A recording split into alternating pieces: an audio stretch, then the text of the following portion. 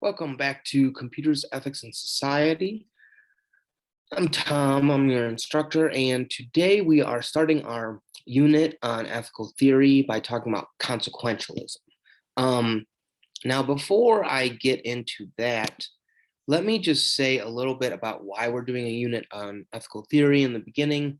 Um, it's ethics is kind of a funny subject in a certain sense, in the way that everyone has ethical intuitions, right? Everyone has moral intuitions, and most people feel like they have a pretty good sense on what is right and what is wrong.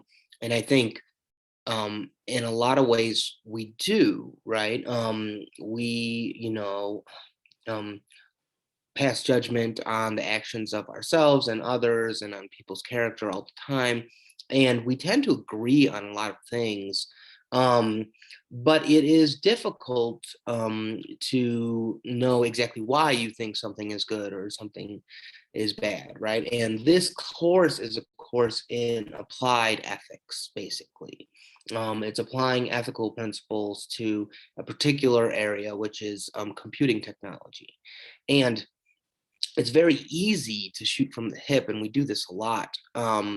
You see, what Mark Zuckerberg does, and you say, oh, Facebook, you guys are terrible. Facebook is evil because you guys allow all this misinformation or something like this on your platform. But um, someone like Zuckerberg or Facebook executives are going to come back and they're going to say, what we're doing is not wrong. What we're doing is very right because we're promoting free speech or something like this, right? And so ethical theory allows you to kind of see what those sides of that debate are and kind of see the underpinnings and the justifications for having those kinds of positions. And that allows you to kind of sort through those positions and kind of see which one you think is stronger, right?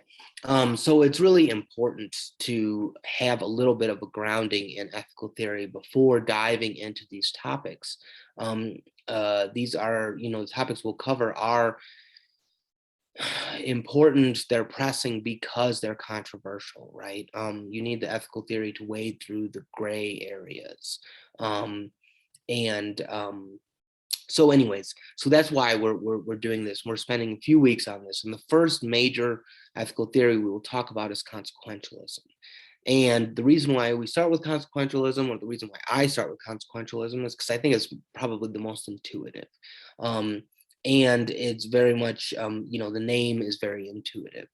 It's called consequentialism because an action is deemed right or wrong based on the consequences it produces, right? We will be looking at John Stuart Mill's utilitarianism. Now, he uses the term utility to talk about the results, the effectiveness of an action, right? It's kind of not really intuitive for us in contemporary kind of dialogue, but it's a kind of consequentialism, right? And so Mill has his principle that he thinks allows him to differentiate between actions that are right and actions that are wrong. And for him, an action is right insofar as it promotes happiness, and wrong insofar as it promotes the opposite. Promotes harm, inflicts harm, takes away happiness. There's different ways to flesh this out, but it's a very simple idea, right? Mill is the advocate for the greater good concept of ethics, right? If what you do promotes overall happiness, pleasure, has good effects, then it is good, right? If what you do has bad effects, then it is bad. Now we'll kind of flesh out what that means and what those commitments are around that, but that's the idea. That's the core idea, right? Now, as stated, if you look at the greatest happiness principle, you might think that what he's promoting is kind of what we would think of in common terms of like hedonism, right? He says actions are right insofar as they promote happiness. And so you might think that this is hedonistic in the sense that he's saying that we should do whatever feels good, right? Now, there is when you do the reading for this week, there is kind of a philosophical notion of hedonism, which is basically a general value system based on pleasure or happiness as being like the highest good, right? And that can have many different forms, right? And that kind of works its way into ethical theories. And in that sense, Mill is a hedonist, right? But in a very refined sense, a very theoretical sense. But our kind of common sense idea of what a hedonistic lifestyle is someone who basically is always seeking pleasure, right? A kind of lifestyle revolved around sex, drugs, and rock and roll, right? Someone who just is always kind of doing what feels good and really doesn't care about anything else or the long-term consequences or anything like this. In that sense, Mill is not a hedonist, right? In that common sense version, he's not advocating for a pleasure focused lifestyle. And there are two important reasons why that's the case. First one is, if you notice, one of the readings is entitled Higher and Lower Pleasures, right? Mill distinguishes between higher pleasures and lower pleasures. Lower pleasures are, base pleasures, animalistic pleasures, right? The kind of things that I just listed in terms of our stereotypical view of what a hedon is, right?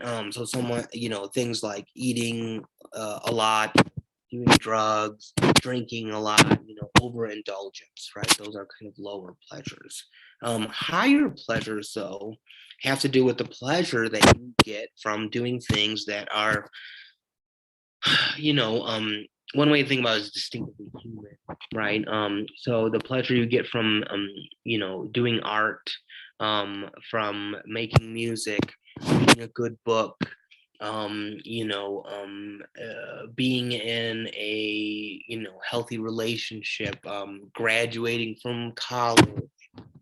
You get pleasure from doing these kinds of good things, right? And those are higher pleasures, right? And for Mill, he thinks that actually higher pleasures weigh in more than lower pleasures, right? And so this kind of pulls him away from that kind of typical view of what hedonism is, right? It's still pleasure focused, but he's already kind of putting in this caveat where he's focusing on these higher pleasures, right? And the second really important thing is that utilitarianism and consequentialism in general is about promoting the greatest good for the greatest number, right?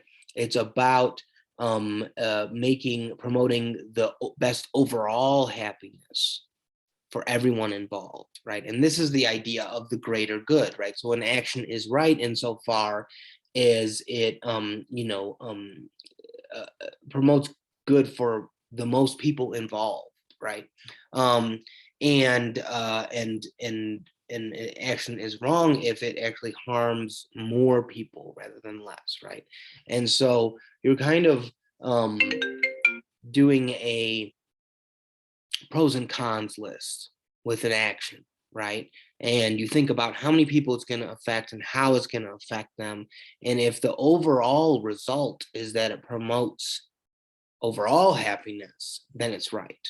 And if the overall result is that it actually takes away happiness, then it's wrong, right? And that's the and that's the kind of justification for things like personal sacrifice. Sometimes we talk about the greater good, we're talking about something like military service, right? Like, why would you enroll in the military and possibly sacrifice your own life? Well, the idea is that it would be, pain for me or whatever, take away things from me, but it would promote the overall greater good. Its impact would be greater for the greater number, right? And in fact, in this, one of the supplemental kind of resources, little handout I made with doing what's called a utilitarian calculus. And in this calculus, this is basically a way in which you can kind of list all the people that might be affected by an action.